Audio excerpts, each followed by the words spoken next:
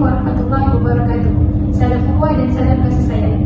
Bersyukur kita kehadiran Ilahi kerana dengan izin serta limpah kurnia daripadanya dapat kita bertemu dalam forum kali ini bersama saya, Fatihah Humairah binti Husin selaku moderator anda pada hari ini.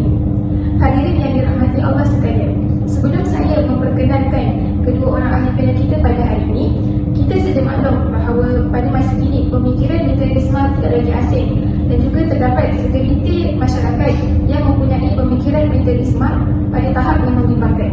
Sesuai dengan tajuk forum kita pada hari ini, iaitu konsep kerohanian bagi golongan materialisme dan juga pandangan agama Islam terhadap pemikiran materialisme.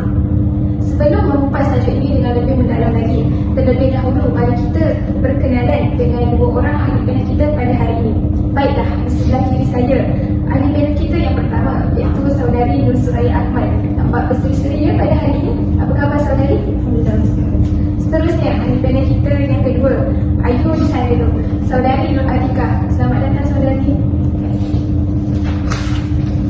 Sebelum saya menyimpang dengan lebih jauh, soalan saya kepada ahli panel kita yang pertama, saudari, bolehkah saudari menceritakan tentang sejarah atau latar belakang pemikiran materialisme ini? Terima kasih kepada saudari moderator. Berkenaan dengan soalan yang ditujukan kepada saya, iaitu latar belakang materialisme. Untuk pengetahuan semua, bukan pada zaman sekarang sahaja golongan materialisme berleluasa.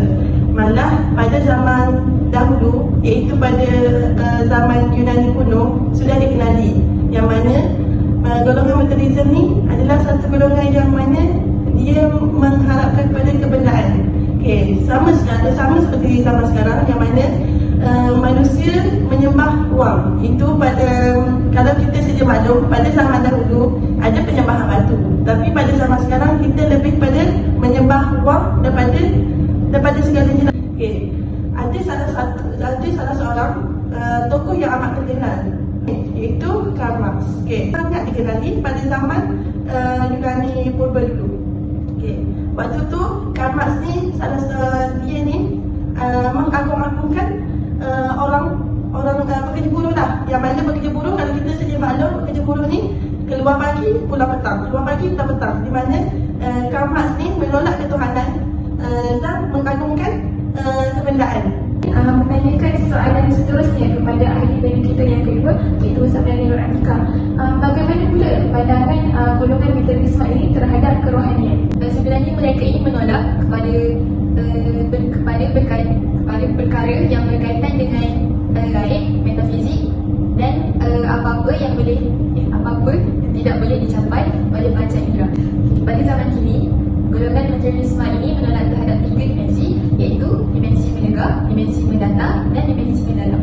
Sebagaimana dimensi menegak, iaitu melibatkan perhubungan manusia terhadap hubungan dengan Allah, iaitu Tuhan kita. Yang kedua, dimensi mendata, iaitu melibatkan perhubungan manusia dengan manusia dan sumber alam. Dan yang ketiga, sumber dunia. Dan yang ketiga, dimensi mendalam, iaitu perhubungan manusia dengan dimensi kerohanian. Sebelum kita mengupas lebih lanjut tentang tajuk berkaitan dengan pandangan agama Islam terhadap pemikiran materialisme ini, mari kita saksikan video yang sempat dirakam untuk mengetahui situasi belajar di beberapa buah universiti terhadap pemikiran materialisme ini. Hal ini boleh dilihat secara realitinya berlaku di universiti saya sendiri, iaitu Universiti Islam Antarabangsa Malaysia, di mana pelajar-pelajar masing-masing bersaing untuk menunjukkan kemewahan mereka. Contohnya, dengan sering menukar telefon bimbit setiap kali keluaran baru dikeluarkan oleh jenama-jenama yang tersebut. Hanya sekadar ingin menunjuk dan mengikut trend, mereka sanggup menggunakan pinjaman pembelajaran tanpa memikirkan kesan pada masa hadapan.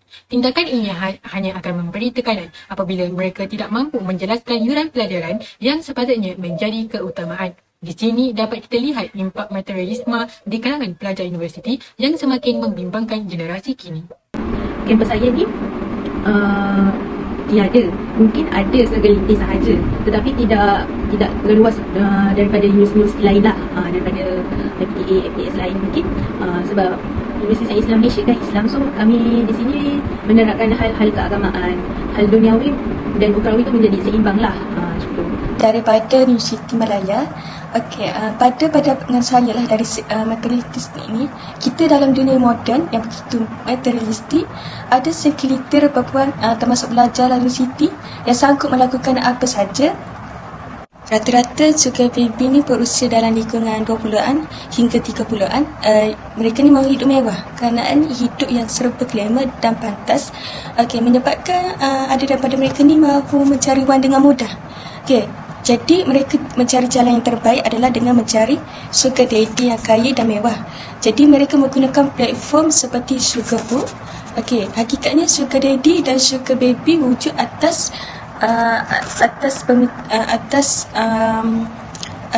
asas ekonomi, ada permintaan dan penawaran.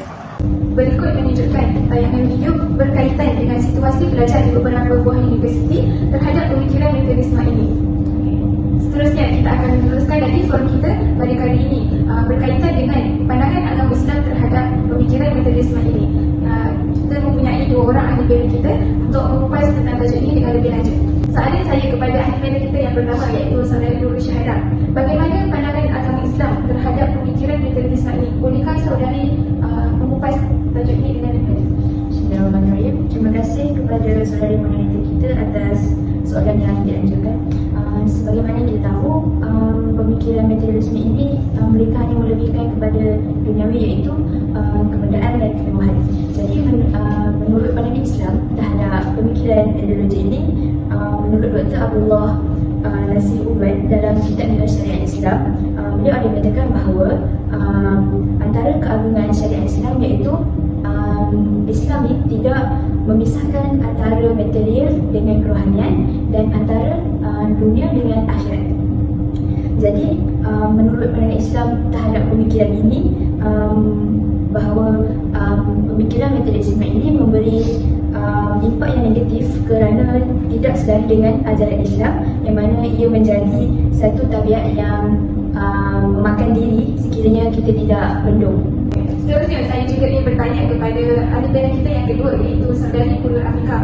Okey, soalan saya, bagaimanakah agama Islam menegah sikap materialistik seseorang individu itu secara berlebihan? Bolehkah saudari lepaskan? Terima kasih kepada saudari moderator atas soalan yang diajukan kepada saya. Islam berpandangan bahawa bersederhana dalam setiap perkara adalah lebih baik kerana ia dapat mengelakkan diri kita daripada berlakunya sikap boros, tamak dan sebagainya. Islam juga menyeru kepada umatnya supaya membelanjakan harta kepada ke arah jalan yang diridai Allah SWT. Sebagai contoh, kita bersedekah kepada anak-anak yatim ataupun golongan-golongan yang memerlukan. Seperti yang kita tahu, terdapat banyak ganjaran dan nikmat yang Allah berikan kepada hamba-hamba Dia yang bersedekah. Dalam surah Al-Munafiqun ayat 10 yang bermaksud, dan infakkanlah sebahagian dari harta yang kami berikan kepadamu sebelum kematian datang kepada salah seorang daripada kamu. Itu sahaja daripada saya. Terima kasih atas jawapan yang diberikan oleh ahli bela kita yang kedua sebentar tadi iaitu Saudari Purul Afika. Mungkin ada sedikit penambahan daripada Dr. Fadilah berkaitan dengan pemikiran materialisme ini. Assalamualaikum warahmatullahi wabarakatuh. Saya Dr. Siti Nur Fadilah binti Hassan, lecturer falsafah dari UKM. Terutama sekali saya ucap terima kasih atas jemputannya kepada saya untuk memberi sedikit penerangan berkaitan dengan materialisme. Baik, materialisme ni berkembang sejak zaman Yunani lagi, dan pada zaman kini materialisme sangat meluas. Jadi, untuk mudah memahami apa itu materialisme, saya akan menerangkan. Okey, baik. Materialisme ni merupakan satu pemikiran yang mengutamakan keduniaan dan mengetepikan keagamaan atau mengetepikan alam gaib seperti syurga, neraka, malaikat dan sebagainya. Malah, mereka juga menolak kewujudan Tuhan sendiri. Dan matlamat utama materialisme ni adalah hanyalah kebendaan yang menjadi intipati segala-galanya, dan mereka juga membawa manusia untuk mementingkan kebendaan dan mengetepikan moral-moral, nilai-nilai moral. Jadi, yang kita dapat dilihat pada zaman kini, pelbagai materialisme, iaitu manusia sanggup melakukan perkara yang tidak baik, perkara yang bertentangan dengan agama, semata-mata untuk mendapat kemahuan sendiri, seperti rasuah, sugar daddy yang kita dapat lihat pada kalangan pelajar. So, benda ni sudah jelas menunjukkan ideologi materialisme ni mengetepikan unsur-unsur keagamaan dan mengutamakan kemahuan, iaitu dari segi kebendaan. Dan sudah jelas dia bertentangan dengan agama Islam kita. Sebab agama Islam kita ni mengutamakan keagamaan, dan agama Islam kita adalah sempurna, maksudnya seimbang antara dunia, akhirat. Dan Islam kita sudah ajar kita, itu hidup kita ni perlulah sederhana. Maksudnya kita perlulah sentiasa rasa syukur apa yang kita dapat, apa yang kita ada.